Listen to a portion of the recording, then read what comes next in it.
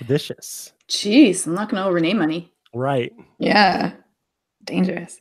By the way, everybody, this is why I got my haircut the way I did. Oh, very, very cool. What's your favorite song, Lori? She actually doesn't have a lot of great songs, unfortunately. But like the look. Bad Reputation is her best song, and most of her writing career has been covers of other people's songs. So she hasn't had a great musical career, but she did write Bad Reputation, and that is my favorite song. And she had a great hair career. She had a great hair career. She has still a great hair career. It's like Storm in the X-Men. She can get a mohawk and still look good. It's true.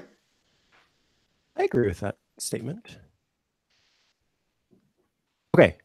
Are we ready? I think so. We're recording and we're live. And Micah was born ready. Here we go. It is Friday, March 15th, 2019. I'm Micah Sargent, and right now we are going to talk about WWDC, Spotify's EU complaint against Apple, privacy and new commercials, iPhone 11 rumors, and so much more, because this, as you guessed it, is the iMore Show.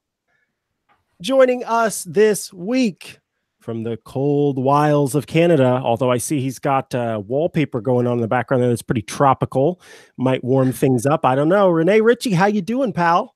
Good, man. That's the WebOS screensaver for my LG television. Oh, wow. That's not Apple TV back there. No, and what's funny is when you try to set it up, it has these animated birds that talk you through it, and it makes me feel like Kyrgyzstan is telling me how to set up my TV. Oh, interesting. LG is their Clippy is birds. Yes, their Clippy is birds, and their OS is WebOS, and the whole world is upside down. But I'll take it. We'll take it. We'll love it. We'll list it. No, we won't list it. We'll keep it. Also joining us this week, for those of you watching the video, whether you're watching live or watching after the fact, you might notice a bit of a difference here. It's Lori Gill. New haircut. Who dis? New haircut. Oh, awesome. Rocking it. Love it. I was convinced that your hair was like 3 shades darker, but everybody's telling me that's not the case. So I believe you, I guess. Just the new way that the light shines through it. The new way that the light shines through it. That sounds like a song. You're so melodic this morning. Oh, thank you so much. Speaking of melodies and the melodic sound of giggles, it is Georgia the Giggles Dow, also coming to us from Canada. She does not like that nickname, I think. How you doing, Georgia? Horrible nickname. Sounds like I'm like I don't know. It sounds like I'm the character from It. Oh no, that's scary. Was it Giggles the Clown? Giggles are some fun. sort of a creepy clown that had some creepy name. I think there was actually a children's clown called Giggles, and I think we all just think that clowns are scary and creepy, so anything that's relating to them is creepy. Giggles the clown. Look like some sort of clown to you? I'm really sorry, Georgia. You're not a creepy clown. Yeah, that got some really. Oh yeah. Okay, so that's the picture of Giggles the clown. She is really terrifying looking. Wait, let me. I will put it into the chat. I'm just gonna say, don't look that up late at night. Well, now I'm gonna have to come to you for my new fear of clowns that you might be striking. I think that's probably not a new fear for most people. That's true. So I learned about that not too long ago. The sort of psychological reasoning behind why we don't like clowns, and it's just essentially like a level of mistrust. I told the doctor I was depressed, and the doctor said, "Go see Great Clown Pagliacci." And I said, "But doctor, I am Great Clown Pagliacci." You just ruined a really great joke. Uh-oh. It's a really good joke. It's not a joke. It's kind of terrible, Georgia. It's scary. Here is not a joke. WWDC has been announced. It is going to be June 3rd to June 7th. It is going to be in San Jose, California. And for those of you going and paying for a ticket, I understand that savings are important, but I guess we don't need those anymore. Can I just ask something before we get into WWC? Can we just pause for a moment and realize that we went from 0 to like 2 events announced in 1 week? Wow, right? I mean, it just kind of like, hi, here's everything. Welcome. Yeah, book all your tickets. Hope your credit card limits are high. Yeah. Geez. That's what kind of surprised me, honestly, because I remember, well, I don't remember quite, but I was doing something else. I hopped on to my email, which I don't normally do, but for some reason I hopped on my email, and there was the invite from WWDC, and I was going, what in the world? This didn't work, but there's a March event that hasn't happened yet. What's going on? So, what's going on? Yeah, it's weird because there was nothing. There was no word. Apple was like in this typical stealth mode because they don't do CES. They don't do Mobile World Congress. They don't play nicely with others. And like Lori and I are just chatting, and all of a sudden, oh, March event, March 25th, boom. And then like we're trying to get prepared for that. Then all of a sudden it's like, oh, WWDC, June 3rd, boom. And all of a sudden now is like a couple things we have to do. Although to be fair, Renee, you know, this one is not, it's not an invitation, right? No. It's not calling it an invitation. Yeah. Well, and it says like people kept calling it, oh, Apple sent out WWDC invitations. It says on it, literally, this is not an invitation. It's a challenge. So I kind of, this is fun. You know, they changed it up a little bit, I guess. But the write code blow minds. Apple. I love it. And the artwork is so good. I love that artwork. I don't. Do we know anything else about it? Somebody tell me what that robot looks like. It's not just a robot. If you refresh it, you go through 4 emoji. I forget which ones are. There's the robot, there's the monkey, and there's like 2 it looks others. familiar. And they all have exploding brains. It's the Animoji that they made, but in line art form with exploding brains. So it's a mixture of the exploding brains emoji with the Animoji characters, with like literally Swift code exploding out of their skulls. And I think one of them is a skull too. There's a skull as well, and there's a 4th one. Yeah, I think it's Alien, it's Robot, it's Skull, and it is, what did you say? What was the other one? I think the other one is Death Monkey or something. Yeah, finally I got the monkey. I kept getting the Alien over and over again. Yeah.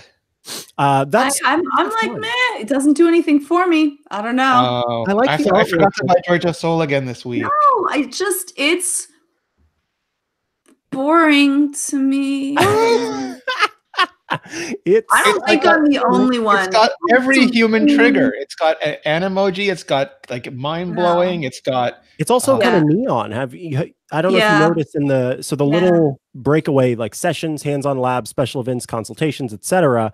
It's little neons, and you can see kind of that glare that happens afterwards. And it's got childcare. Yes, and there's childcare. I like the idea of childcare, but the design of it, I'm sorry, just not my thing. That's fair. So, Georgia, I think I understand what you're talking about. Apple, the design aesthetic that I associate with Apple is bright, white backgrounds, minimalistic looking. And you click on the WWDC page, it's a dark background, not quite black, but very dark. And there's a lot going on. And that's kind of the opposite of the aesthetic that I think of when I think of Apple. So I think if we were looking at this and it weren't coming from Apple, we might go, oh, this is really cool. But because it doesn't match what we think Apple does aesthetically, it kind of like juxtaposes our idea of what it should look like. But don't you get it? This means that we're getting night mode, and all the icons are being replaced with emoji. I mean, that's what it's a mess to me instead of clean.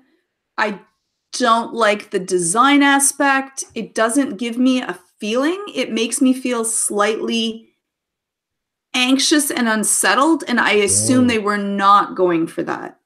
That's the way that I feel about it. I'm like, I have a little bit of an aversion to it. But there's like a swift bird. There's like a oh, you're right. I like a lot of the aspects, but that's like when you jumble, you try to jumble. The horns are for Lori, right? Of course. You try to jumble so many things into it, it becomes nothing. Yeah. It's like, this is like a soup or a stew of Apple things, so that they're saying it's everything. And I don't like that idea to it. So speaking of that, I would say that if the brief, if someone came to whoever the team is that designed these things and said, can you condense the feeling of being at WWDC into some imagery. I'm not even trying to be funny about this. Like, legitimately, this mind-blowing, like, everything's happening. There's a whole bunch going on. It is a little overwhelming. It's kind of shocking. Like an alien. Yeah, you feel like an alien sometimes. I think that like if a that monkey was the brief, sometimes. then they totally kind of sold it. And I don't think, you know, when I think about sort of especially young folks who are there maybe for the first time, they're there on a WWDC scholarship. There's something super exciting about kind of being overwhelmed with everything that there is to check out. And so if they're pitching to a younger crowd at all with this kind of thing, or trying to get new developers excited about things, then I think they've hit the brief. But I do agree with you, Georgia, that it does feel scattershot and kind of whoa, and out there and a little confusing. But can we do, I don't think we've done really, other than sort of to talk about it, can we do the fun of trying to read the tea leaves, or in this case, the brain splodes? Does this tell us? For dark mode. It's for the TikTok generation, though, Mike. Is that what you were just saying? Oh God, Renee, I'm still trying to understand TikTok, my man. Oh no, you see, you've missed. It's the new generation. It's what you're saying, Mike. You're like, oh no, wait. This one's not for me anymore. No, it's not. Those kids with their TikTok, Micah. Yes. Kids with their TikTok. Oh no. Kids and their TikTok. He's even wearing a jacket. I've got plenty of gray hairs I could show you too. And then I'll shout at the clouds. But okay, so genuinely, do we think that there's any hint being given away by dark mode? Lori Gill, I think Lori's trying to say something. I'm not sure.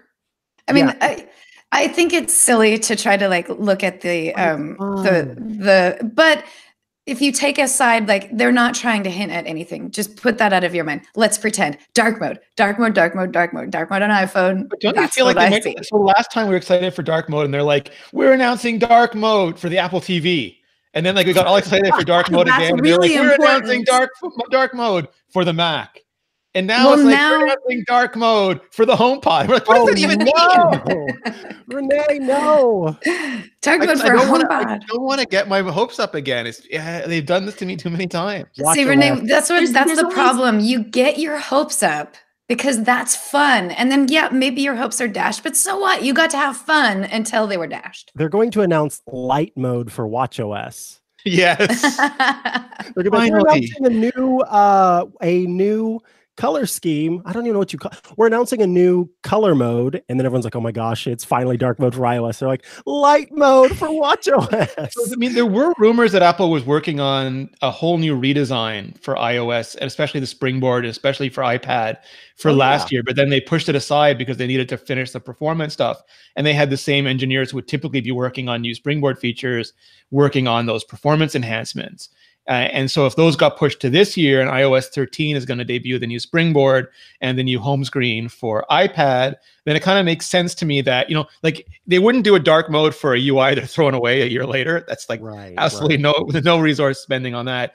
But if they're announcing a new one, it'd be a real great thing to announce along with it. Yeah, you've got Springboard, you got this, and it's got dark, because everybody loves dark mode, and it's got dark mode. Developers especially love dark. Like once you get it, you use it for 10 minutes, you turn it off again, but everybody wants it. Everybody, they want to say that we've got it. Finally, we've got it. Although I love dark mode on macOS. I use dark mode on macOS 100% of the time. I use dark mode all the time. Like during the day, I find it oppressive, like almost depressing. But at night, I love it. So I use it. Yeah. I've just got such great wallpapers. I use an app called Wallpaper Wizard, and it pulls from like free sites that have images, and they put them in collections, so you kind of add them to it. So I've always got fun new wallpapers, so I'd like for the rest of it to just sort of blend in. Michael, will you make sure to put that in the show notes, because that sounds fun. It's a fantastic app, so yeah, we'll put that in the show notes for sure. I've actually been using the dynamic wallpaper just because I like the way it changes while I'm working. Like the time the sun will start to go down, and I'll watch the dynamic wallpaper change a little bit. It's really kind of cool. That one is fun. I quite like the dynamic. And like, if I didn't have these awesome wallpapers always, I would definitely be using the dynamic thing. That's a little off topic, so I'm sorry about that. But I was just like, well, I was kind of curious. Why do I use dark mode all the time? But it certainly took me a second to get used to it. But let's talk about then. You know, regardless of tea leaves, what do you think? Maybe we'll start with what do you think we can expect to see at WWDC, and then what we kind of hope to see at WWDC. And I know as we get closer, we will have our actual predictions. But I'm kind of, what's early predictions? You know, what is the Just reenact WWDC 2019 on stage right now? Like, good morning, good morning. Actually, what we should do is fine. We're gonna go right into it. And then Craig comes out and he'll say, "We thought of Mac OS Weed. We thought of Mac OS Stampede." But we'll call it, and then he'll name some small geographic landmark inside Mojave, like whatever it is, like seas of ash Joshua or whatever. Tree. Yeah, Joshua Tree, perfect. Mac OS Joshua Tree. Woo! Oh, that might actually be it. With the sad things that have happened to some of the those trees in that area. That would be, and they can donate to fix it. That'd be awesome. Yeah. That'd be And great. then you'll have like iOS 13, and it'll be like the new springboard. And then like there'll be Watch OS 6, and Kevin Lynch will come out and talk about all the great new fitness and whatever. And there'll be some wacky feature like Walkie Talkie last year. And then Eddie will come out for tvOS, and he'll go, "This year, just remember that March event," and run back off stage real quick. That's I think, and they'll have a bunch of engineers and designers and VPs up on stage talk about individual features. And then what we'll reenact next is the reaction to the keynote, where a bunch of people are going to be like, Apple's doomed because they didn't launch another product, even though they very rarely launch products at WWDC. Yeah. Are we going to see any products at WWDC this year? Maybe higher. I don't know. I can take it higher. There's rumors of AirPods 2 and AirPower, and these are two things that Apple announced a long time ago. And you know, it's been a long time, and they said that it would be out a while ago, and it still hasn't. So I mean, I don't see that. Like I see that either coming like either in a very limited form this spring or in a more mature form this fall. But I think like if you're going to announce AirPower and AirPods, you're going to wait and do it with the iPhone. Yeah. Well, couldn't we just get one? Couldn't we get one just so that people are talking about how there's nothing? Honestly, I think, but I don't think it'll be WWDC. I think we'll have the March event, and it'll be completely focused on music and video, and you know, it'll be like Brie Larson. Video and news. It'll be like Brie Larson on stage. You'll have Jennifer Aniston, whatever. And then like there'll be like whatever the usual updates are in press release. Last year we got the red iPhone in a press release. The year before we got the cheap iPad in a press release. So there'll be that scattered around the event, but just designed to keep the stage clear for Ms. Brie Larson and Jennifer Aniston. And then then maybe in between there'll be like a Mac refresh or earlier or whatever. And then WWDC will be software only, because like last year we got the new MacBook Pro updates after DubDub in like July. They could have done it during DubDub, but they didn't. And I think unless there's a new so maybe I'm wrong here. Maybe if the new redesigned 16-inch MacBook Pro is ready, we'll get that at WWDC, because MacBook Pro has been at WWDC many years, and a redesign is something you really want to show off on stage. And you could throw some incremental updates in along with that. But I think it's going to take like, and do they even want to put AirPower on stage and hear the reaction of the crowd at this point? Right. Yeah, and it's small. It's not, you know, you're on a big stage there, and you're like, and here's the new AirPower. You know, it's like even smaller. Yeah, I think it's more than expected, right? Yeah, no, I think you're right, Renee. I think it's going to be software focused, which makes sense because it's the Worldwide Developer Conference, not the Worldwide Hardware Conference. And we might see some small release within the spring, or we might not see anything until the fall in terms of hardware. And maybe if anything, they'll show off a hardware redesign that probably won't even be available right at WWDC. Well, and I think it's particularly true that if this is, you know, iOS getting a big update, they're not going to have time for a bunch of other stuff, because we already see every time we get to WWDC how long it takes to get through. You know, they've got like the 8 tiles, and they're trying to get through all of them and say all these new things that are happening. And then there's always like a bajillion D features that we find afterward. Remember 2017 where they did like all 4 OSs and the Mac and the HomePod and the iMac Pro? It was a lot. Like that was nuts. Yeah, that was nuts. Serenity Caldwell isn't there to go spelunking through all of those developer releases. So this I know. This is going to be not for us. This is iMore's first time without Serenity. So nobody judge me on my performance. I'm trying really hard. Please, you'll get there for 5 minutes. Tell me to sit down. And you'll do the whole thing by yourself. My prediction.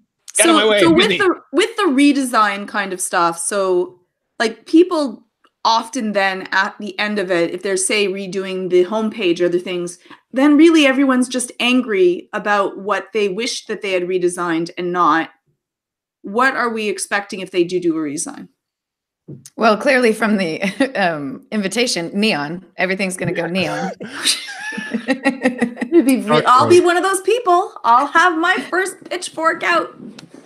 I think, I mean, what Lori is saying is true. Wait, what was your question? Your question was, what will we see in the redesign, just period, or like what do we think we'll see in the redesign? Oh, okay. I don't know if you meant like what we expected the redesign that's going to really upset people, but just in general, I'm hoping this is that Siri OS. I'm hoping. Now Renee puts his hand over his mouth when I said that, so that concerns me. Now he just rubbed his We're now beard a reading little the bit. tea leaves in Renee. Yeah. How did you react when we said that? That was a no. Renee, I thought you liked Siri OS. Come on. No, I was just doing a monkey exploit. Yeah, I love it. And Apple's making purchases. They just purchased another company this week, or it was reported they purchased a company a while ago, but it was reported this week, and they're doing a lot of really smart additions. They've made John Gianandrea senior vice president. He's on the executive committee now. He's building out a whole AI org. I just don't. It's like there's a lot of things that are going on that I don't know is this year. Same thing, like there are rumors of the reality glasses coming out late this year, early next year. But when I look at the technology those would require, it just doesn't seem that close. Like when you think of battery life and cameras needed to ingest it and all the crunching capability, and even if you tether it to an iPhone, just making like a real quality experience, it seems way too soon. So I'm super bullish on Siri OS. I'm super bullish on the reality glasses, all that stuff. This year sounds so soon to me. Mm-hmm. Yeah, it just doesn't seem like the technology is ready for what Apple would put out for the public. I still think it needs a little more time for sure. My expectations are like glasses I can put on that pair instantly the way AirPods do and have full display. Like they don't look like Google Glass. They look like Ray-Bans. And the same thing for like Siri OS. I'm expecting Jarvis. And I know those aren't reasonable expectations for either product in the first generation, but if it's even getting close to that, just seems like such a technological hurdle. There's a song that goes, I'm covering my ears like a kid. When your words mean nothing, I go, la, la, la. And that's what I'm doing right now because I don't want to hear it. I want Siri. I saw that on TikTok. Yeah, that's what I was thinking you were going to say, Micah, that Siri does when I speak to it. And then Siri says, do you randomly want to call this random person from my contacts list? And I'm like, no, please, no. Do not, Siri. Listen to me. Yeah, no, I agree that. I mean, I shouldn't say I agree. I see what you're saying, and that makes sense. And I can understand if it's going to be a while before we see that. But what comes then in a redesign? Because this isn't going to. Do we think this is going to be iOS 6 to iOS 7? Like, is it going to be that drastic? You know, part of me immediately said, "Give me some photorealism back," but I know that's probably unlikely. Oh, I kind of would like that. Honestly. I don't know. I'm glad that that's over. I'm okay with it. I was looking. Paul Haddad was posting some of the old Tapbot apps, like the original CalcBot, where you went like tick tick tick tick tick tick tick, almost like an iPod scroll wheel, and it was just so tactily satisfying to do things. Well, now that there's so much more haptic feedback, something like that actually could feel really nice. Oh, good. Yeah. yes. I'd be doing that all the time, though. I saw, I think it was Samsung's tablet, and I apologize that I don't remember the details. There was like it was like try split screen. So it was like, there was like 3 screens that you could put instead of just split right in half. You could split it in half and then split vertically the one side of it. Yeah, and obviously there's no rumor that this is happening, but man, would I like to see that on an iPad. I would just like to have the split screen fixed on the Mac, because the iPad is like, I know Fraser Spears did a really good article about how terrible it is, and it is still terrible in some ways, but like it is worse on the Mac. They announced it and did nothing with it after that, and I still use it, but like you got to destroy it every time to make it. I would just. Windows has good Windows management. Yeah, the Mac is still like crying. It would be great. It would be really, I would really appreciate that also if I could just have multiple windows and that I could move them as I need to, just because that's the way that I feel comfortable to that. I get really angry when it won't squeeze to the size I want to. And I find that that's very frustrating. Or when you have 2 apps open split screen and you close one, and instead of just half of a screen so that you could grab another, it goes full screen. And you can't. You're like, that's not what I wanted. There's no way to switch the apps without completely destroying the split screen and starting from scratch. Yeah. Like I think there probably isn't a lot of effort put into kind of fixing the UI of split screen because people don't use it very much. But I bet if it were a more pleasant experience, more people would use it. Yeah. Chicken, egg. Chicken, egg. Yeah. And now juggling a chicken and an egg. Whoa. And to have it be intuitive to the manner of which to use it, which Apple usually does a really good job. But I find that when I'm using it, like, which is usually like someone else is using it, and then I just go into their computer to do something. And I find it difficult to be able to figure out how should I just do this. And then that few seconds is enough frustration to be like, I'm going back to my computer. Somebody, Curtis Boyle, just mentioned, because he missed the beginning, he doesn't know whether or not we had already started talking about the March event, which just made me realize that the March event has been announced since our last podcast, right? So we haven't talked about it yet. Oh, but they announced WWDC, so it made the March so we just jumped right into it. Yeah. So let's talk about the March event. There's just a lot going on, Lori. There's a lot going on. Like that scene in 9/9 where like Captain is sitting down going, it's a lot. It's a lot. The March event, of course, is supposed to be focused on news and and television. Showtime. It's showtime. And so this is supposed to be when Apple is going to announce kind of what they're doing next in television and the new shows that they're working on. And then Sherman said today some would be free, some would be paid. I'm still so confused. Like I open up the app and what's going to happen? I just have no idea yet.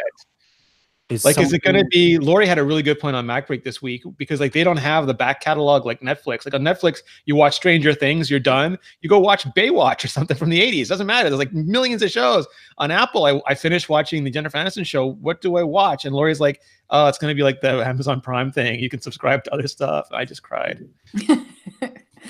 Yeah, well, I mean, we really don't know. We're really in the dark about what this is going to be, but we're really in the dark mode about what this is going to be. Are the crappy shows going to be good, or it could be free, and the good shows are going to be paid? I just don't know. No, it's going to be like a subscription kind of thing where you get a bundle of different features, or is it just, do you think, going to be for shows? Because I don't know, like I'm not going to be paying for 30 shows. Like that's not. Yeah. And those 30 shows won't come out at once. It'll be like one show at first, I think, or a couple shows. Yeah. So I need I'm hoping they put other goodies. Yeah.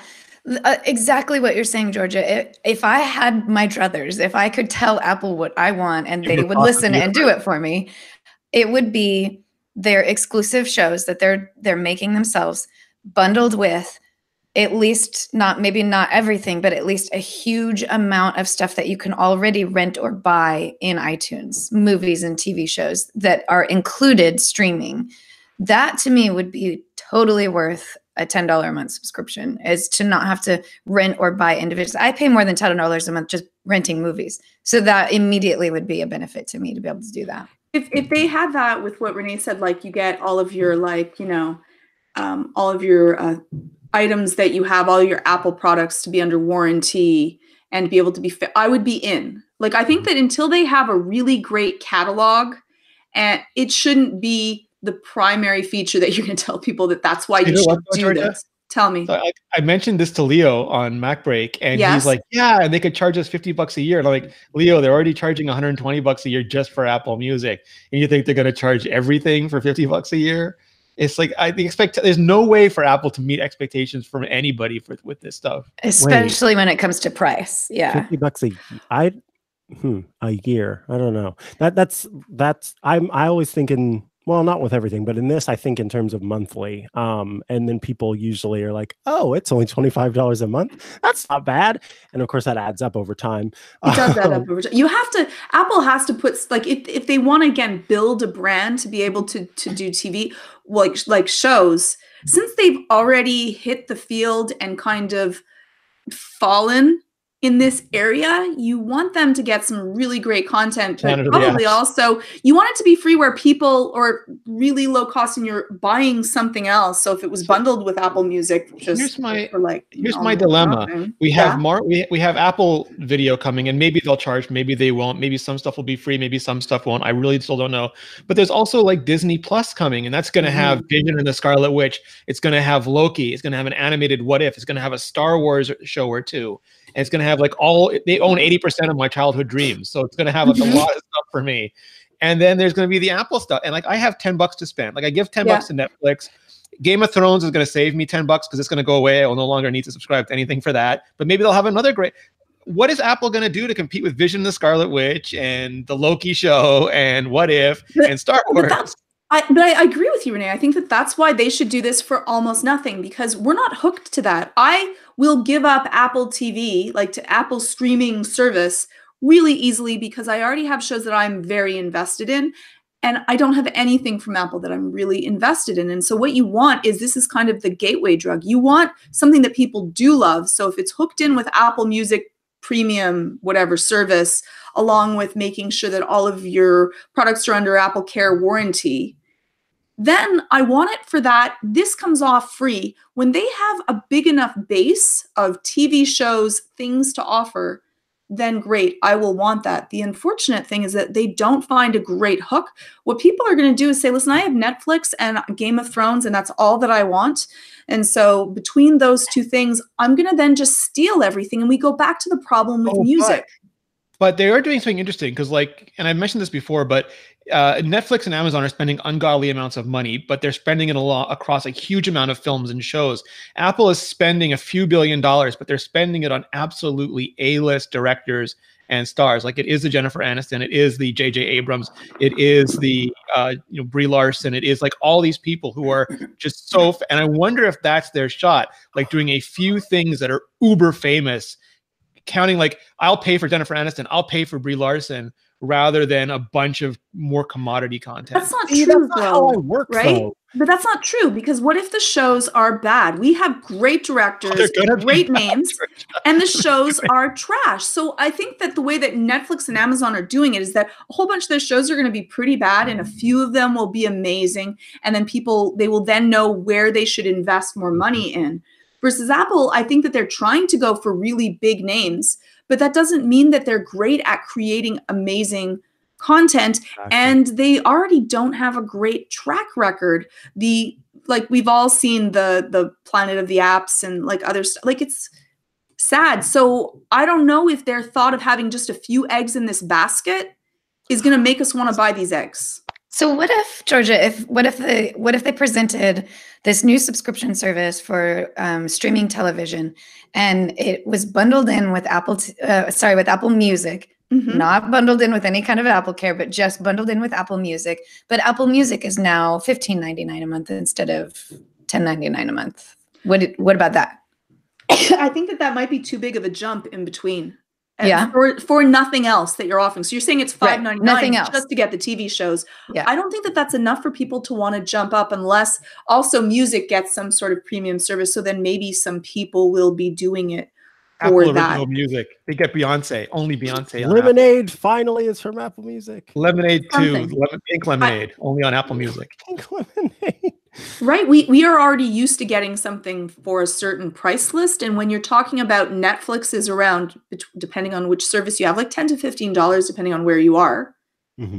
how are they going to be able to compete with that without giving us something really good? And my only worry is that they're going to make a mistake that they didn't make with Apple Music, and then people are just going to decide, you know what, I'm going to, you know, wait until I can find this somewhere else for free and go nefarious ways. Yeah. So for me, when I think about I mean, there are a lot of shows on Netflix that have come up out of the blue that, you know, are not like critically acclaimed shows, not super successful. I find that 9 times out of 10, I very much dislike and am bored by the shows that are critically acclaimed. And I end up liking a lot of the shows that Netflix puts out that are just random that, you know, oh, wow, there's a new show on Netflix. Let me check that one out. Oh, wow, I actually like this whole show. Can't wait for a new season if it ever comes. And if it doesn't, then that's fine too. And so I agree, Georgia, with you. It seems to me, and to when I think about the viewing habits of, you know, my friend group and I guess my siblings, because now I'm out of touch, it seems. But when I think about those viewing habits, they are, you know, random and not like we all have to watch this one thing and everybody loves this one thing. And there are some shows like that. Game of Thrones is one, although that's a show that I also don't watch. But that one's super popular with a lot of people. But you don't like, that doesn't just happen because it happens. And so I think that by only doing, you know, 2 or 3 big things, you run the risk of not coming up with your own Game of Thrones. You run the risk of not coming up with your own, what's that one? The Walking Dead. And then they came out with that new Walking Dead and people didn't really get into that. So, you know, it's kind of, you don't know what people are going to like, I think. And that's what is concerning about this.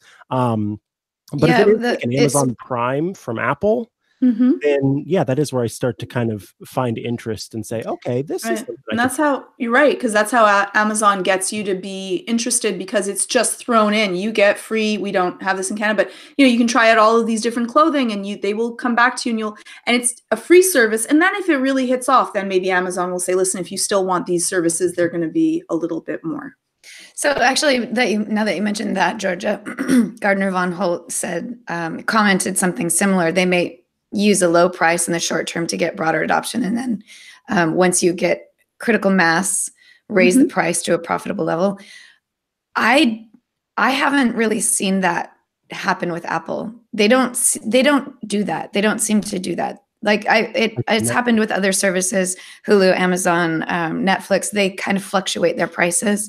I haven't seen Apple do that sort of thing. They put out the subscription that they have, and they very rarely change the price of it. And it's not usually a sense of, well, now that everybody's on board, we're going to raise the price to see who sticks. So I'm not sure that's going to be a method they do to offer it free or low price, other than in trial form. Lori, what if they just left it low price, period? Yeah. Like something like Apple Music, where, you know, get this show for like whatever, $1.99 for the season. And that's it. You've just paid for that show. In a more piecemeal way, like a per show version? Yeah. Again, it sounds like a losing weight, because there's not like music. There's so many songs to be out. They're only going to be offering, you know, whatever, 30 shows in the end of a few years or something. Yeah, I mean, like, these are all great ideas, and we definitely don't know what Apple's method is going to be. And it's either going to be something that everybody hates or something that some people hate and some people love.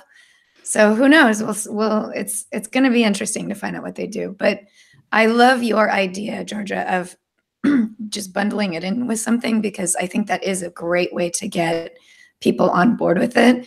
But I also don't see that as Apple's method. And Curtis Moyle in the chat brings up a good point too. You know, we are thinking about the news thing that's happening at this event being one thing, and the TV thing that's happening at this event being another thing. And if this sort of Amazon Prime sort of service for Apple comes forth, perhaps it could be a combined thing where when you subscribe to this new package, you get to have the subscription to Nat Geo and the subscription to their fun new TV stuff. And Apple Music all in and one bundle. all sort of the content stuff you get to have in one package. But then I'm still paying every month for my storage space separately on iCloud. And I'm paying, you know what I mean? Like there's still all of these fees that exist all over the place. It would be super awesome if we could bring them under one roof, but whether that happens, I don't know. If Apple brought them all under one roof, you'd realize how much you were paying for it and you'd freak out. When it's brought to us separately, we're like, oh, $5 for iCloud, no big deal. Oh, $10 for Apple Music, no big deal. Put that together and you go, wait, how much am I spending on this stuff every month? Put it all together and what do you get? Any last thoughts on this before I tell you? Actually, let's quickly just talk about Apple News. Because that is coming to the March event too, supposedly. We're pretty sure, almost definitely positive that the TV is coming. But with news, like what do you think Apple's going to do here in terms of subscription news service? It's texture, right? It's texture. It's a bunch of magazines all under one roof. So you think it's just going to be just texture with a new name? That's how I think, yeah. Renee, you had said before that you think that it's going to be you're going to get the subscription service and that you might get magazines that people already really like the Post or something that they're paying for along with that. Well, that's the texture model, but the texture model is only in the US and Canada. Basically, you pay $10 a month and you get access to 100 different magazines. I think Apple is trying to integrate newspapers into it. So like the rumor was that it was a 50-50 split, and that caused all the internet people to lose their mind. How dare Apple ask for a 50% cut? But a lot of the news companies were actually really interested because they have not succeeded in converting people to subscription outside like New York Times, Washington Post. They have not been able to get people, and their thinking is 50% of 100 million people is way better than 95% of 12 people. So if they're part of a package, the way that music is part of a package on Apple Music, we'd only have to pay once, which is great because there's just way too many things to subscribe to, way too many different programs. We'd pay once, and if you want to read GQ that month, fine. You want to read entertainment that month, fine. If you want to read this or that newspaper, fine. It's just all there and available to you. And that I think is hugely appealing. Yeah, it certainly is for me. Yeah. Because I used to have a subscription to GQ. I had a subscription to a couple others, and I stopped because I had I wasn't reading them enough. Didn't feel like it was justified. Right. And then I thought about doing the online subscription, and again wasn't reading them enough, and so didn't feel it was justified. If I had that subscription where I felt like I was supporting, journalistic groups as well as getting access to the fun content that I like, whereas with the TV stuff, I'm not like that super excited about it. It's not something that I'm like itching to check out. This thing I actually am quite excited about. I think that it's interesting to me, and I would love to be I would love to be able to support these different magazines and news services and have access to all of them. And we probably won't see like an Apple Media, like the one subscription to rule them all, where we get music, that would be so news, great. Streaming. Ooh, Apple I'm Media. looking at you, Renee, for any tea leaves. No, I would love that. That's the Apple Prime thing again. It's like everything for one price. Like you can subscribe a la carte if you really only want music or you really only want video. You can pay your $10 a month. But if you want all of them, you pay whatever, like $20 or something, and then you get everything. It just again, that would be less interesting. subscriptions, the better. Yeah. That'd be exciting. That's where I am. It's that I don't need to have 15 different charges every month from all these different services. So weird. Like this is what we're dealing with right now. There's a Marvel Unlimited comic book subscription, which costs like 10 or whatever bucks a month. Then there's going to be Disney Plus, which will have Marvel TV shows on it, and you got to pay for both. But Warner's is not doing a Warner streaming. They're doing like a DC thing, which will have comic books and TV shows and all this stuff in it. But if you want Harry Potter, you got to find some other way to do it. Like everyone is just making these weird, obscure Venn diagrams of cordoned off fiefdom content, and no one is giving me everything the way they are with music, and it's super frustrating. Harry Potter. Harry Potter must not go back to Hogwarts. And Apple Pay might be also one of the things that we go through in the March event. Well, there's some changes to Apple Music in the 12.2 beta. So I don't actually know because I'm not on a beta right now. Credit card that people think they're going to talk about for Apple Pay, which is that collaboration in the US between Apple and Goldman Sachs, which to me is way too small a thing. Like I would much, and of course, easy for me to spend all Tim Cook's money. Sorry, to spend all Tim Apple's money. But if I had my druthers, Apple would be like American Express and just make a credit-only bank that's international and just handles all this stuff. That'd be great. And that way, there's no like exorbitant interest rates. You just pay it every month, and that'd be much cleaner for me. Very clean indeed. All right, folks. I think that's going to take care of that topic. Before we move on, though, I want to tell you about our pals at Thrifter. So Thrifter is an awesome place for you to keep track of the best deals that are taking place all the time. At thrifter.com, you can sign up for the Thrifter newsletter, which is going to get you thoughtfully selected deals straight to your inbox. It's all the stuff and none of the fluff. It's the real deals, not those psychological deals that are trying to get to you. This stuff is researched, vetted, found, and delivered. And also it can help you keep track of great deals or rather not deals, but help you keep track of upcoming stuff that's going to be released. So, when new video games are going to be available for pre-order and new Lego sets and things like that, you can head to Thrifter. Lori, I will kick it over to you for a deal. But first I want to tell you folks, this is very exciting. And let me grab a little prop here. So the vinyl release of Give Up by the Postal Service is normally $16. The Postal Service is my favorite band. They have the normal vinyl for $16. It's down to about $11. This one has like a bunch of different albums in it. The one that you get is the first album, and so it's going to have all that great music. So if you listen to the Postal Service, if you like the Postal Service, if you like Death Cab for Cutie, then you're going to love the Postal Service. Check that out and grab that. Lori, do you have another deal for us? Well, just because we're an Apple blog, I'm going to tell everybody that you can get the Magic Trackpad 2 for only $99 on Amazon right now. It's normally about $130, so it's $30 off. It's a pretty good deal. If you don't already have it, which I have it, and it's kind of the best thing in the world. I actually started using a standard mouse with another computer setup and was like, I hate this because I'm so used to the trackpad now.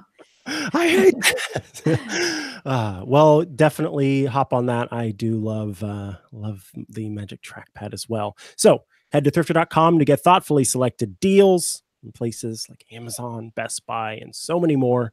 Or you can head over to Thrifter on Twitter. That's, what is that? Thrifter Daily. Oh golly, I forget what I forget what the account is called on Twitter. Hold on, I'm looking them up. Thrifter Daily. I thought so. Okay, so yeah, head over to Twitter to follow at Thrifter Daily. If you live in Canada, that's at Thrifter CA, and if you live in the UK, that's at Thrifter UK. Find those great deals and spend where it matters. Thanks so much to Thrifter for sponsoring this week's episode of the iMore Show. Let's talk about Spotify's EU complaint and the sort of press release and website that they put out, where they talk about Apple and the 30% Apple tax for subscribing within the app. Essentially, well, you know what? Actually, let's have whoever wants to, let's give a quick summary of sort of what's going on as of this new stuff that's taken place, this new Spotify post, and then the complaint. Renee, let's have you start it off. All right. So Spotify has filed a complaint with the European Commission, which is one of the regulatory governing, I'm going to get in trouble by the Europeans because they hate it when I get this wrong, but one of the regulatory governing bodies of the European economy, saying that Apple is not playing fair, that their 30% tariff is a tax, that they don't allow Spotify to make the apps that they want to make with the features that they want to make, that they don't let them advertise the way that they want to make, that they don't allow them to be set as default apps or have Siri integration that they want. And Apple basically responded saying that they built this huge platform at incredible expense. They built up trust with this enormous user base. And Spotify has not only benefited enormously from this, but is busy trying to screw both Apple and artists to keep all the money for themselves. which is, and it's interesting on both sides because Spotify, I think, has some good arguments, especially for the EU. The EU, if we forget, is the ones who made Microsoft put that atrocious browser ballot for no good reason. Like, I've never understood the way the EU is very different. In the US, they look at social harm for antitrust. At the EU, they look at competition. So something that's good for competition, even if it's bad for consumers, the EU is fine with it. In the US, if it's bad for if it's good for consumers but bad for competition, the US is fine with it. So neither of them are good. But Spotify went real victim-y. They made like this cute little animation and this cute little web page, but they weren't like forthright about it. They didn't say that Apple is restricting the way that they can make payments. They said Apple's restricting the way that me, the customer, can make payments, and that's not true. They said Apple was forbidding them from making a watchOS app, when it's just that the watch was so constrained in the beginning they couldn't. As soon as the watch was better, they absolutely could, and they did. But also, it wasn't Spotify. It was nobody could make those kinds of apps. But everything they said was just Apple targeting them. They made it sound like Apple was deliberately targeting Spotify. Apple lets Uber charge this way, but not us, when Apple has always let physical goods. Like if you buy a toy at Amazon, Amazon doesn't owe Apple 30% of that toy. The physical world has always been different from the digital world. So they took a lot of things incredibly out of context. Some of it was outright BS, and they packaged it all up into this super, super victim-y, manipulative, more like a media campaign than a legal argument. And I think that's really bad, because I think, again, they have legitimate arguments. Like, I should be able to set my own default mail client, web browser, music player. I should be able to use Siri to control not just Spotify, but Overcast. I should still, it's like 5 years later, where the hell is continuity for media so I can leave my Mac and have my playlist continue on my phone? These are things Apple has to do, but it is just such a poorly, in my opinion, maybe they're smarter than me. Maybe they know better about playing the victim game than I do about playing the legal game. But they just seem to self-sabotage so much. And now Apple has put up a response basically highlighting everything that I've said, but also saying, oh, Spotify did X, Y, Z, and they don't even bother mentioning this. So I think the EU is still going to be on their side, but I think they've done a lot of damage to their own case. So the three things that their main points of what they were saying was that apps this is what their arguments are to them. So we can kind of go through it. So apps should compete fairly on their merits, not based on who owns the app store that they're in, and should be set to the same rules and restrictions. Second, that consumers should have a choice in payment systems and not be locked in or forced to use a system depending on the service which through they look at this system. See, and that's a good point, because we do, they don't. They should say that they should have a choice of payment system. But they're saying that Apple shouldn't control it. Yeah. The third thing is that app stores should be allowed to control should not be allowed to control the communications between services and users. So placing unfair restrictions, marketing promotions, and benefits that say Spotify gives, but they cannot give it through this. Because we do it through iOS or through a certain app that Apple's controlling, that then they cannot give the same benefits to their customers that they could get if they used Spotify through something else. They can't advertise to us the way that they perhaps want to at times. Or allow certain services or promotions. Yes, that's what they want. They want to be able to say, hey, 20% off today, come sign up quick. Yeah, or everyone's getting this for free right now.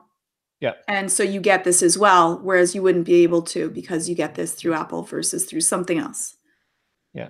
Mm-hmm. So, I mean, I think some of those are super interesting. The platform thing to me is the biggest potential problem for Apple. But I try to look at things not just with Apple, because Apple's not in a vacuum.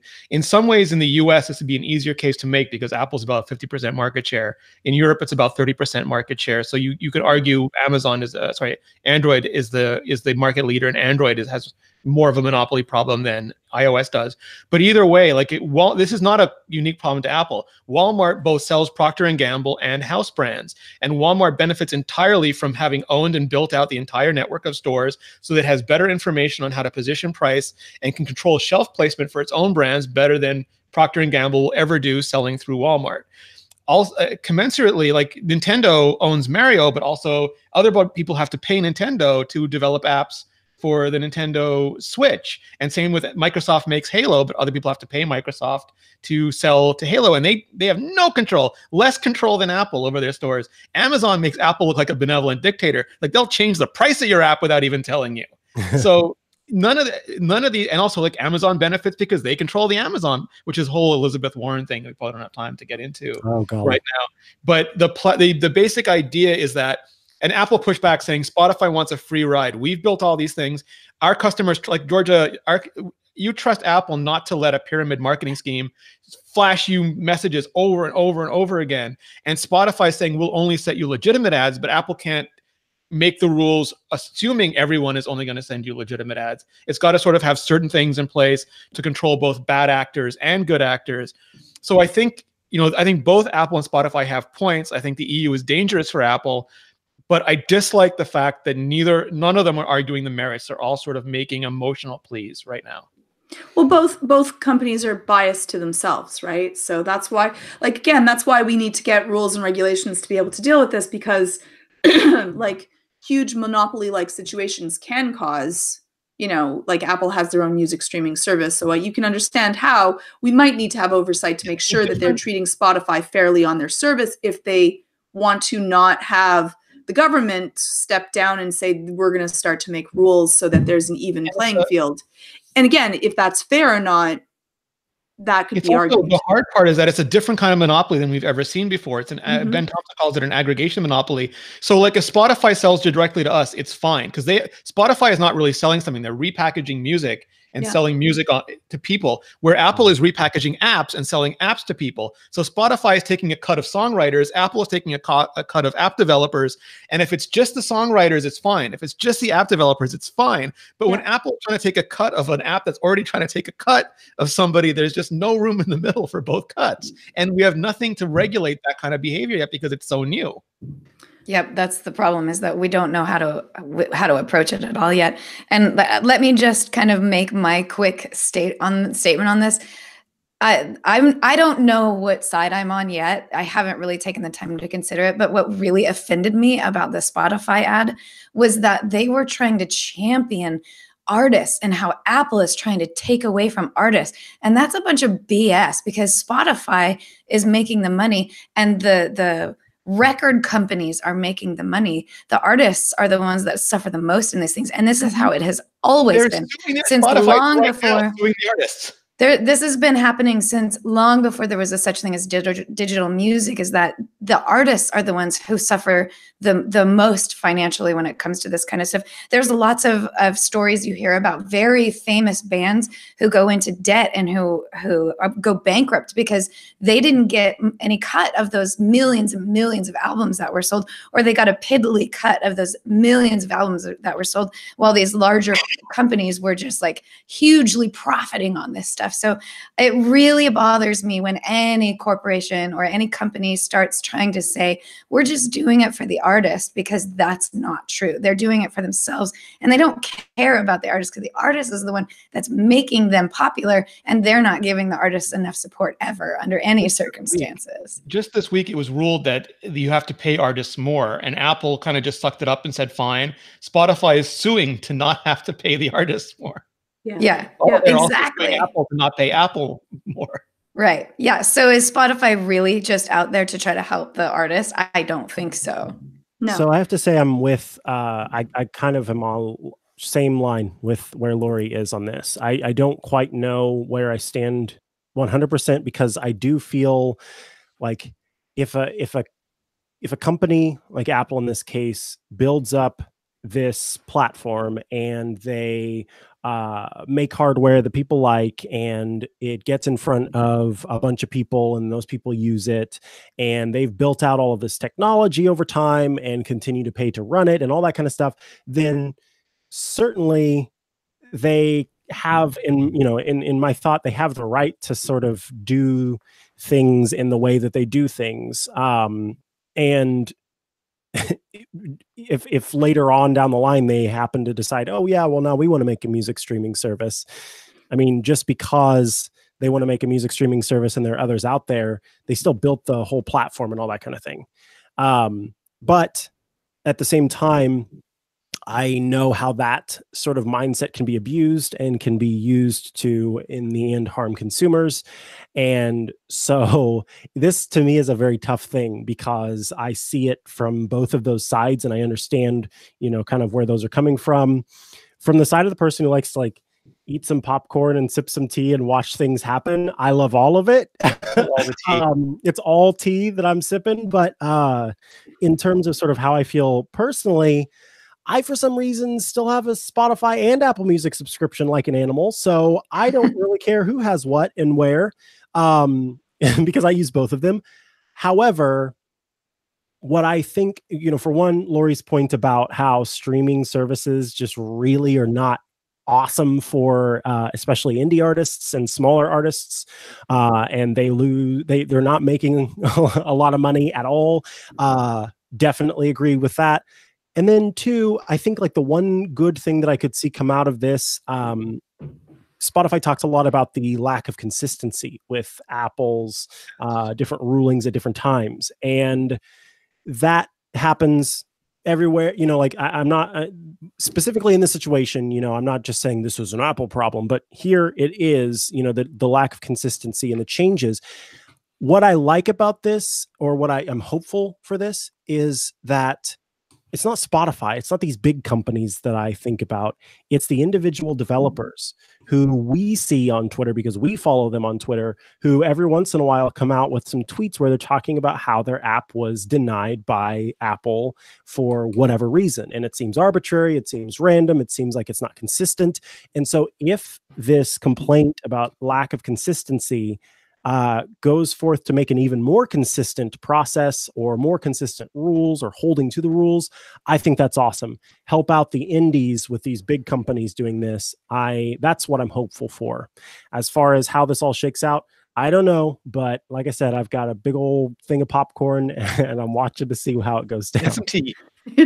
Well, what Apple said is that the only time that they've asked Spotify to make any adjustments is when they're trying to sidestep the same rules that they have for every other app, which I think is a strong statement from Apple of saying, listen, we're trying to have an even playing field we have one set of rules set up and you have to follow the same rules to that. And that they can't make certain rules for just because an app is really, really large in that. And they have they said 200 apps that they've already updated and taken care of on Spotify's behalf, with like 300 million downloaded copies of the Spotify app, so that they've been doing very well for Spotify on their part. Huh. The interesting thing to me too is that Apple pointed out that Spotify's free app, which is by far the most downloaded, and Apple Apple quantified how many downloads Spotify has done on the App Store for free, and that's not free for Apple because Apple has to host them, deliver them, do all these things for them, and it was massive. And of the paid ones, a huge bunch of those they were getting the carriers to pay for, so there was really only a tiny amount that Apple was even involved in on a paid basis. Yeah, didn't it say something like 15% or some like really small amount? It was amazing. And the thing for me is that Apple, if you have a truly free app, Apple will pay for everything. Like, except for your $100 a year developer membership, they will pay the full brunt of it. So if you want to be the next Spotify, up until you start making a lot like actual money on it, you get a total free ride. But like, somebody has to pay for this. And you can make an argument that Apple benefits from having an app store. So all they should do is get the extra money from extra sales of iPhones. But Spotify never made that argument. The argument they made sounds like they feel entitled to a completely free ride on Apple's infrastructure, which is just not tenable either. Something has to pay for some of that stuff.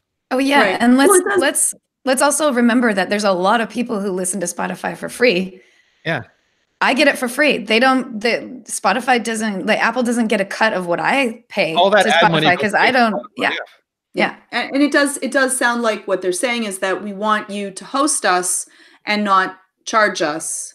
Yes. But I do want to have access to all of your customers. Like, I'm using an Apple product and I would be using Spotify through that product. So they want Apple to be that conduit and then them to have free reign of how they use that conduit, which also does not seem like a fair trade in betwing both parties. Like we mentioned with the new stuff, there's a lot of people who would argue that having access to a customer base that trusts your platform is valuable. Like giving up 30%, or it goes down to 15% after the first year too, which they didn't mention. But having access to 1 billion customers and having to pay 30% for it is way better than having access to a dozen customers and getting. You know what I would love Apple to do, and I would love them to do this on the March event, actually, is to call Spotify out as Lori was saying about how they say that this is hurting the artists. I would love for Apple to say, listen, we'll give you an extra whatever 10%. Oh, snap. But my 5% of that is going to go to the artists directly. And as long as Spotify says on their private platform and on Apple's platform, so across the board, they will also give an extra 5% to all artists. We will be in agreement to this. And just to see what Spotify would say, because we both know that that would be more money out of their pocket than in. And then we can call them out on their entire amount of hypocrisy in their cute little ad. That would be amazing. Because Apple could do it. Like, Oh, Apple's going to man. probably have to pay more for artists anyways. Let's force their hand. That would be really cool. I mean, that'd be great. I would just love it. I would love Tim Cook to say that and then just drop the mic and walk away. You heard it, Tim Apple. You're watching. I know you are. Do this. I think that's going to take care of that one. Should we go ahead and let's quickly, briefly touch on a cool new ad that Apple has put up. It's all about the realities of virtual privacy. So I have actually not had a chance. I just saw some tweets about this ad, so I haven't had a chance to watch it yet. Can someone tell me what's going on in this ad? Renee? It's so great. Renee No, has it's so to do great. it. So one of the things with privacy online, and George has spoken about this a lot, is that you don't see it. Like in the real life, in the real world, you can see people like looking over your shoulder, or like trying to open the bathroom when you're in it, or like trying to peek at you in the shower. Like all those things are tangible, but online you don't feel that. Like you feel you pay money with your bank account or with your credit card. You see the clock ticking down, but you don't see all your private photos or your messages or your location. They don't have to animate that being sucked up to the server. So what Apple did is it uses a bunch of real world examples, like somebody trying to, like the waitress coming up to the table while you're talking and you stop talking, or you close the shower curtain, or you lock the door, the bathroom door. All these real world examples of where you naturally want privacy, and then juxtapose that with the idea of privacy on your iPhone. And they say, like, in your life, you need privacy. Your iPhone is part of your life. You deserve privacy there too. And to me, it's a really, like, there's a guy goes into the urinals and sees a guy standing there. Doesn't go stand next to him. He goes like 3 urinals down. You know, The and that's part just where she's putting makeup on her face. She looks over and sees somebody watching her while she's putting makeup on her face in the car. And how did no one tell me there was a Chihuahua in this? Come on. Yeah, so the like priorities. dog situation there. Yeah, some people have dogs to keep people out, and Chihuahuas are vicious and they will keep you out of the house. I really like this. Is a great ad. So this is the good thing about this ad, is that while Renee was talking, I was able to watch it even without the audio and just watch it, and I could get it. It immediately sort of tells the story. And can we also talk?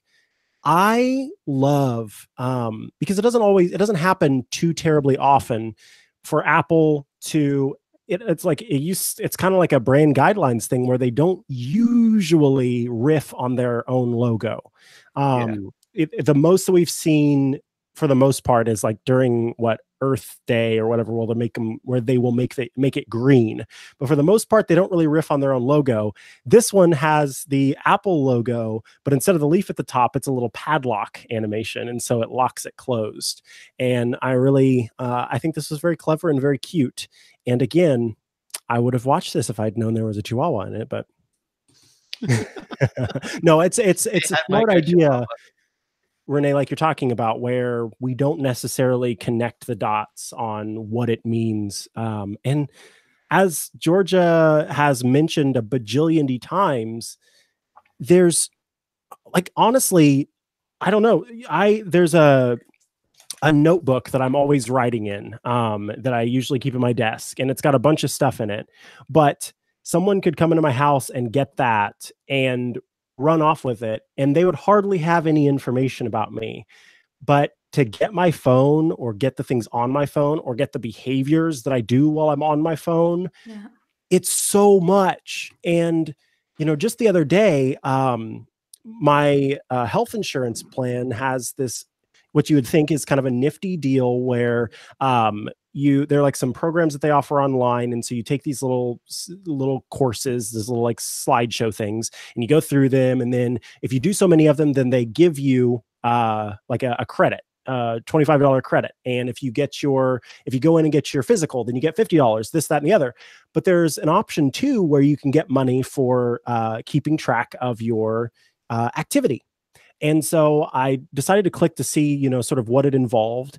And it popped up this third-party service that specifically works like with insurance companies to be the go-between between apps like Fitbit and other things and other services like that to connect the data and give these companies access to this data.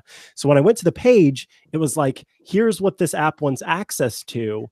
And instead of if all it wanted was my steps, I don't care, because the steps aren't connected to GPS. It's literally just a count. But it wanted my heart rate. It wanted my profile information. It wanted to know the friends that I was with on the Fitbit service. It wanted all these different things. And I'm like, there's no. And the value that I would have gotten out of that at most was $25. The value that company's getting out of it is so much more. And I think that right now where we are is needing to connect the sort of ethereal and not physical understanding of how much our privacy matters and how much this data matters with with everyday people and with that understanding. And so an ad like this, I think, is a really clever idea. I'm kind of curious though where it shows, where they're showing this ad, because if it's just like if it's on Hulu or something, then no, it's on TV. It's on network TV. Oh, excellent. Good. That's what I was hoping. That's awesome. Yep. It is a full real world ad, IRL. Well, that's the one good thing about all of these Facebook scandals, is that people are talking about it and people are getting really angry. Like Facebook right now is under indictment for the manner in which they collect, use, and give out data to various companies and themselves.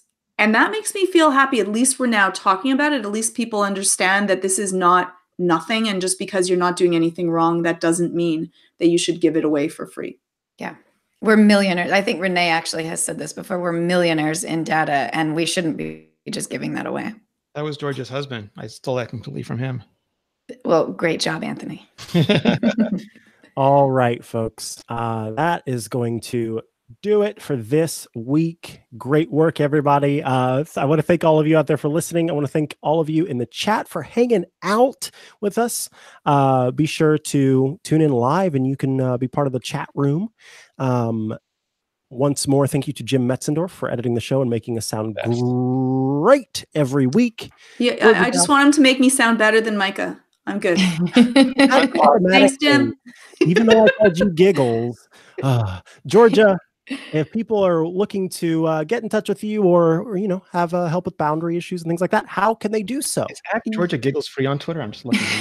Jesus, that's horrific. You can check out anxiety-videos.com, or you can send me an email, georgia@imore.com. Excellent. Lori Gill, if people want to get in touch with you, how can they do so? They can just hashtag me at new hairdo. Yes. Let's make one for Lori's hair. You do you. Yeah. I love it. Or they can find me on Twitter at Appaholic, APPAHOLIK, and at Lori Gill, at most other social things, and at iMore, where I am rocking it every single day. Excellent. Renee Ritchie, people want to get in touch with you, I gotta do so right now. Just signing it. No, just kidding. You can find me at Renee Ritchie on all the social things. You can find me at imore.com/vector. And for my video show, you can just go to youtube.com/vector show. And I did like a 17, 20-minute long thing on Spotify yesterday. So many good things. Renee did so many good things this week. Seriously, go listen, go watch all of his Vector shows. The Elizabeth Warren thing with Nilay Patel from The Verge, the new Mac Pro with Marco Arment and Marquez Brownlee, MKBHD, all of it up there for your YouTube. So many good things this week. Beautiful. If you're looking to get in touch with me online, you can find me at most social things at Micah Sargent, or you can head to chihuahua.coffee. That's CHIHUAHUA.coffee, which has links to all the different stuff that I do. You can find all of our writing across the many years over on iMore.com. So be sure to check all that good stuff out. We will, of course, be back next week with another iMore show. Depending on when you're listening to this, I hope you have a great week or weekend. This has been the iMore Show. Goodbye.